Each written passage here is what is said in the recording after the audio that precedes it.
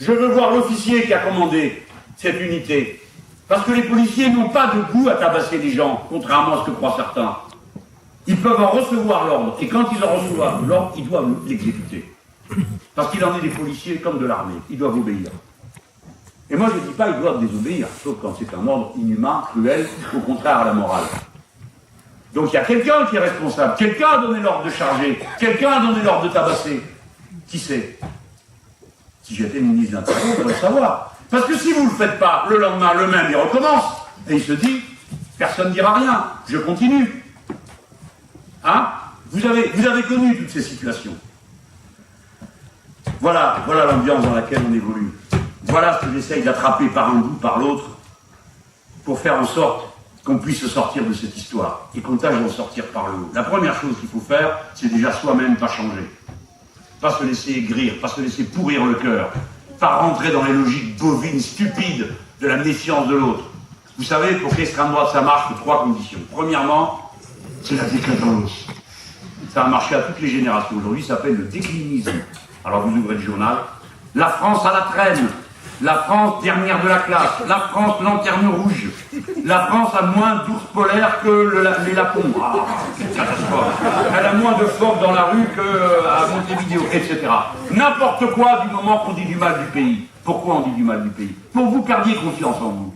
Pour que vous disiez, ah là là, mon pauvre pays dans un bel état, c'est pas la peine que je la ramène, on attendra que ça aille mieux. C'est fait pour ça. Deuxième élément, la politique est pourrie. Ne vous mêlez pas de politique d'abord, de toute façon il n'y a qu'une seule politique possible. Alors de quoi vous occupez? Qu'est-ce que vous faites là d'abord? Au lieu d'être chez vous tranquillement en train de regarder la télé avec votre chien. Hein? Et vous êtes là à écouter de la politique. Donc pas de politique. C'est tout pourri. Et puis troisième élément, ayez peur. Peur de votre assiette. Peur de l'air que vous respirez. Peur de ce drôle de type au premier rang qui rigole d'une drôle de manière. Il nous montre ses grandes dents. Peut-être qu'il va me mordre. Regardez bien votre voisin à côté de vous. Est-ce qu'il a la bonne couleur de peau? Est-ce qu'il n'est pas un peu bizarre? Les gens qui mangent cette viande, comment vous appelez ça? Bizarre. Bizarre. Avoir peur. La peur tout le temps, de tout le monde, de n'importe quoi. Et à ce moment-là, ça y est, vous êtes prêts. Vous avez besoin d'un chef, ou d'une cheftaine. Un dur. Qui va se battre. Vous avez compris? Silence dans les rangs. C'est comme ça que ça marche. C'est comme ça que le cœur d'un peuple se pourrit et à la fin il prend l'habitude de très mauvais. Alors qu'est-ce qu'il nous reste? D'abord résister. Nous-mêmes, comme individus, ça commence par soi. Ensuite résister collectivement. Par nos vies quand on peut, mes amis, je ne vous fais pas la leçon. Je sais que c'est dur. Des camarades à PSA qui ont commencé la grève de la faim, ils sont devenus enragés de cette grève. On ne sait plus quoi leur dire. On leur dit écoutez, arrêtez, on ne va pas en plus vous tuer. Vous n'allez pas en plus vous tuer avec ce type de PSA qui est un féroce, une brute, qui a décidé de les tenir comme ça, qui craque. Ce qu'ils voudraient, c'est qu'ils se remettent à manger. Leur victoire serait terrifiante pour eux, ça serait fantastique. Non seulement ils n'auraient rien lâché, mais en plus ces pauvres diables se seraient eux-mêmes humiliés.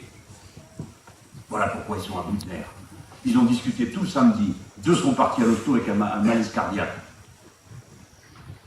C'est ça comme c'est dur, je le sais. Donc je ne vous dis pas, allez, en avant. C'est pas moi qui vais le faire. Mais résistez partout où vous pouvez. Et si vous avez des syndicats, aidez les camarades qui sont syndiqués. Ensuite, moi je peux vous parler que d'une chose, je suis un républicain. Je crois au suffrage universel, à la démocratie. Je ne crois pas qu'on changera notre pays autrement qu'avec les méthodes de la démocratie. Et le jour où nous gouvernerons, chaque fois qu'il y aura des étapes difficiles à franchir, nous ferons appel au peuple pour qu'il donne son avis. Parce que la plus grande force dont nous disposons, c'est le peuple lui-même. Pour lever n'importe quelle montagne, on y arrivera. On sait le faire. On a tous les talents intellectuels. Il nous manque la volonté. Vous allez à une rencontre. Vous avez des élections municipales, des élections européennes. Des élections municipales. Il faut que je vous en parle quand même. Sinon, vous allez demander pourquoi je suis venu. Qu'est-ce que je lis? Ce n'est pas des élections nationales. Comment vous l'appelez à l'autre là? Du PS, Carnouvas. Sénateur, tout ça. Chargé des relations, machin chose. Lui, il explique que c'est très bien, il félicite Pierre Laurent d'avoir signé l'accord à Paris, il dit c'est très bien. face à la droite qui va essayer de faire croire que c'est des élections nationales. Mais il se fout de nous. Pendant des générations, nous les gens de gauche, on a expliqué qu'une élection locale, c'était une élection nationale. Et si ce n'était pas vrai dans le passé, mais c'était vrai. Aujourd'hui, ça l'est plus que jamais. Par quoi j'ai commencé mon discours? Le lien qui est entre le local et le global. Et nous, des êtres conscients et développés comme on l'est, maintenant on viendra dire ah non, c'est local. Pas de rapport avec la politique nationale. Admettons qu'on soit assez stupide pour le dire. Mes amis, vous déplacez 40 millions de personnes pour aller voter, c'est pas une élection nationale. Le même jour, hein. Vous allez lire le même jour 500 000 élus municipaux, c'est pas une élection nationale. On nous dit, c'est pas politique, c'est local. Ben voyons, prenez-nous pour des cons. Pardon. Prenez-nous pour des idiots. Une élection qui n'est pas politique. Mais les budgets des communes, de quoi c'est fait? 1,5 milliard d'euros de moins dans la caisse des communes du fait du budget de l'État qui est voté en ce moment. C'est pas politique le vote d'un budget, alors qu'est-ce qui est politique? C'est pas politique de savoir que c'est le premier vote depuis l'élection présidentielle de 2012. Bien sûr que c'est politique. C'est pas politique d'élire des conseillers municipaux qui demain vont être les grands électeurs des élections sénatoriales pour désigner des parlementaires. C'est pas politique non plus. Bien sûr que c'est politique. Donc c'est une élection nationale, donc c'est une élection politique. Et troisièmement, pour nous les gens de gauche, l'élection municipale, c'est pas seulement des choses importantes, je ne vais pas vous dire le contraire. Le sens unique dans telle rue, ou si c'est qu'on monte ou qu'on descend, les banques, c'est important. Plein de choses comme ça. Ou les places en crèche, là, c'est très important aussi. Mais on va pas dire, alors le maire, moi, dans mon prochain programme, je mets 4 places. On se dit, non, non, non, 5. C'est pas ça le sujet pour nous, les gens de gauche.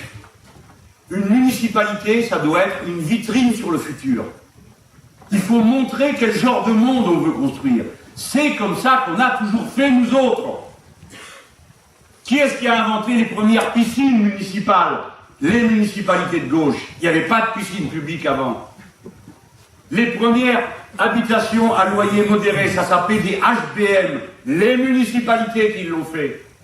Le quotient familial, il y en a bien qui savent ce que c'est ici.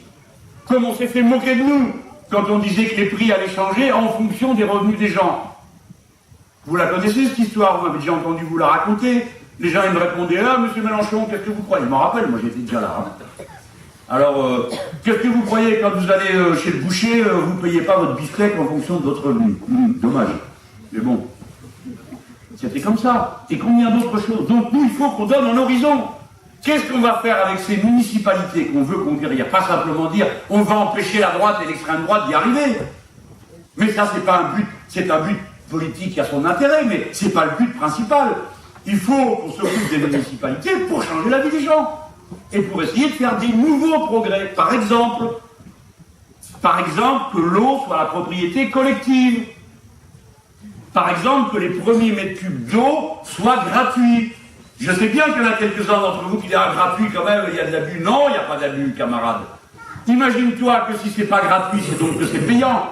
Et si c'est payant, tu peux pas payer, qu'est-ce que tu fais? Tu coupes l'eau? Mais oui, il y a 120 000 coupures d'eau par an dans notre pays. Vous avez donc des gens qui n'ont plus d'eau à la maison. C'est humain ça? Non, c'est inhumain. Personne ne peut se passer d'eau. Vous pouvez vous passer de tout ce que vous voulez, mais pas d'eau. Donc il faut qu'on montre qu'il y a des biens communs. Si vous commencez à dire il y a des biens communs, eh ben vous avancez. Et les gens se disent ah ben oui, il a raison. S'il y a des biens communs comme l'eau, eh ben l'air aussi c'est un bien commun. Pour l'instant, vous n'avez pas réfléchi au fait que l'air est un bien commun. Pourtant, certains se l'approprient de manière privée en le polluant. C'est comme ça qu'une action de gauche est une action d'éducation populaire. Fait avancer les esprits. Comment voulez-vous que les gens avancent sinon? Il faut bien que ça soit par l'exemple, parce qu'on leur dit, parce qu'on leur montre. Ils sont prêts, les gens, à entendre tout ça. Voilà pourquoi ça doit être des élections exemplaires. Ça, peut-être que vous le saviez déjà. Mais il faut aussi que je vous parle un peu de stratégie politique, sinon ça ne va pas aller. Mes amis, regardez l'Europe. Moi, j'ai été socialiste pendant de très nombreuses années. Je veux dire, militant, adhérent du Parti socialiste. J'en ai été un de ses dirigeants. Je sais bien pourquoi je l'ai quitté. C'est parce que moi, j'étais toujours socialiste dans ma tête. Mais eux, je trouvais qu'ils n'étaient pas tant que ça. Et même de moins en moins. C'est pour ça que je les ai appelés solfériniens. C'est pour dire le socialisme quand il reste que l'adresse de la maison. Ils habitent rue de Solferino, ils ne la répondent en solférinien.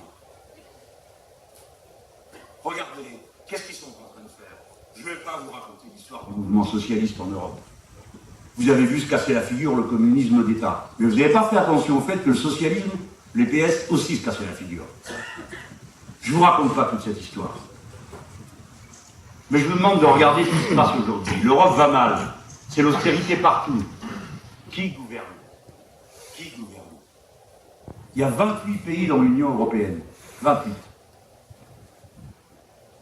Il y a 16 pays où il y a un gouvernement de la droite et des socialistes qui gèrent ensemble. 16. Donc ils ne peuvent pas nous dire, non, non, vous comprenez, l'Europe, etc. Non, c'est vous qui gouvernez. Vous êtes responsables. On n'a pas fait un parti socialiste, une organisation progressiste sur tout le vieux continent, pour vous regardez les uns les autres sans rien faire. C'était une organisation pour unir les efforts progressistes, pas pour éparpiller les gens. Vous m'avez entendu? Je vous ai dit 16 pays. Ils sont en train de négocier entrer au gouvernement en Allemagne, qui est le premier pays d'Europe. Ils vont entrer au gouvernement en Allemagne. Et c'est le moment que choisissent les socialistes français pour proposer que le président de la commission, ce soit M. Martin Schulz, que vous pouvez aller voir au Parlement européen, c'est-à-dire un membre du SPD, qui demain va gouverner avec Mme Merkel et qui a fait un président de la commission. Ils sont au pouvoir dans 16 pays. Dans 5 gouvernent. Le seul pays d'Europe qui gouverne tout seul, sans la droite, c'est en France. Je vous dis rien, il n'y a pas besoin. Ils font tout le boulot à eux tout seuls. Ça, c'est la vérité. Ça, c'est la vérité.